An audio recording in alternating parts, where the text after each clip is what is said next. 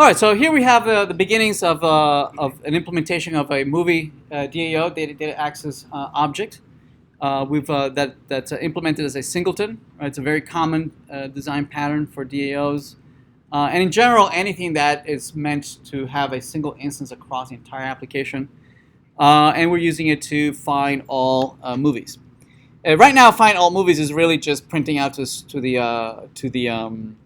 console. Something a little more interesting would be that it would return a list of movies, right, that I can actually use. This would maybe a list of movies that I could maybe iterate over, right, and calculate something, maybe display it or whatever, right? So let's do that. Let's here's list. I'm going to use Java util list. That implements the iterator pattern. Right? That's one of the reasons we're using that in the collection package. Also, movies doesn't exist, so let's create a movie. Create the movie class, and we'll put it under models, and then this is movie. Right, so all our models, right, of different classes that we might need, we're going to put it under the models package, and this is the movie package. So in here we might put ideally the schema or the data model that we have here somewhat mirrors the schema that is being stored in the database, but not necessarily. We might decide that the database is fully it's very denormalized, right, because it deals with a set of constraints or a set of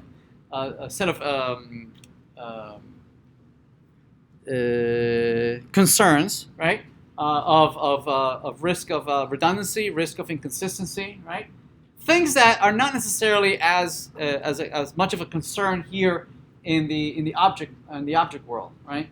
The database has to deal with an extremely large set of data, right? Terabytes, yes.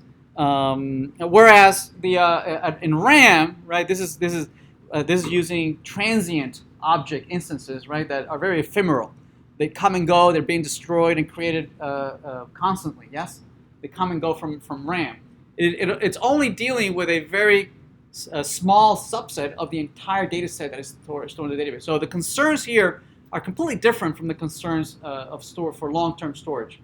So here we're concerned more on very, very short-lived data storage in RAM, as opposed to databases is concerned with very long storage, very long-term storage of data. Right. So here we might choose to be not as normalized, right? Maybe we might choose here to be much more flat, as opposed to have such a hierarchical data structure, right? So it depends. It's whatever you need for this object to do. For now, the easiest thing we're gonna mirror the two schemas, right? So just to keep it as simple. So here we're gonna have string the title. We're gonna have string the IMDb ID. We're going to have the plot, and we're going to have here the poster. Okay, and these are all going to be private. And we're going to provide several setters and getters for each one of these. And we'll generate also a couple of constructors with all arguments, and we'll create another constructor with no arguments. There we go. I think the order here I meant for IMDb to be first. There we go. That's the primary key in the database, right? That uniquely identifies the each record.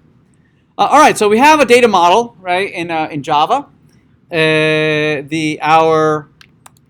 looks a little better, but notice that find all movies doesn't yet return all movies, right? Instances of movies. So let's fix that. And here, as it's iterating, what we want to be able to do here is build a list of movies, right? Again, let's import the list, and let's import the movie, and let's create a empty list of movies for now.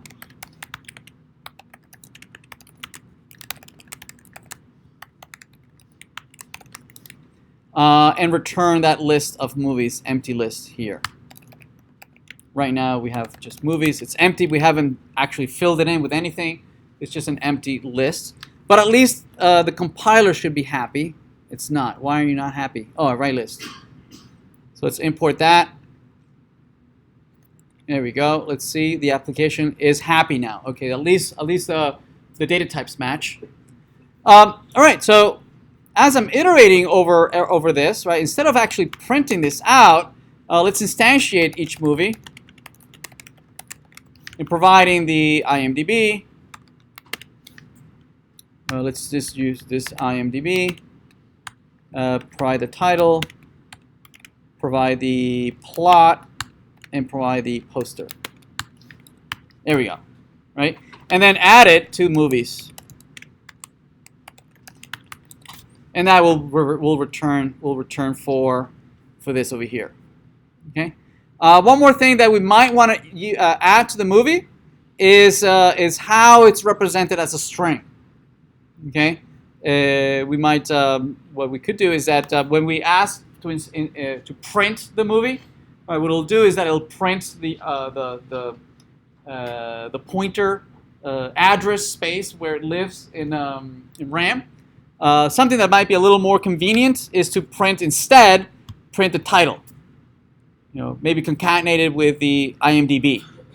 So let's do that. So to override what we want to print when an object is printed, we can override the public function toString. So this is what's going to be used, be called on to return. So we're going to return the title, or maybe the IMDb ID concatenated with the title.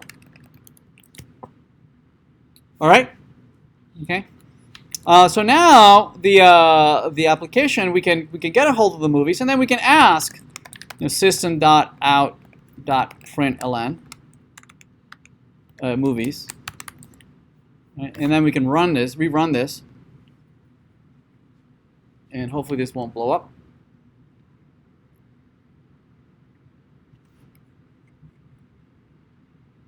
Okay, there we go. So we have an array down here that's showing the ID, the IMDb plus the title, IMDb, and the title, IMDb, and the title, right, of whatever's in the database. Right?